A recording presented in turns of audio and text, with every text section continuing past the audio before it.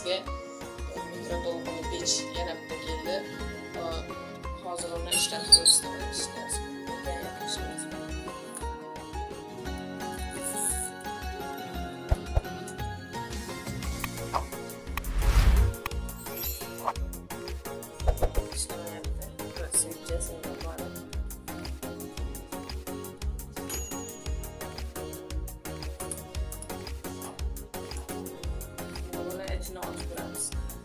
Mana bu sim uzilgan ekan.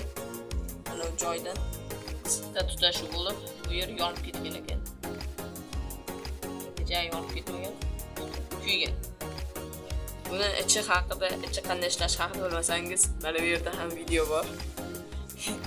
Kelib ko'rishingiz mumkin. Endi bu sim bu yerga ulab qo'yamiz.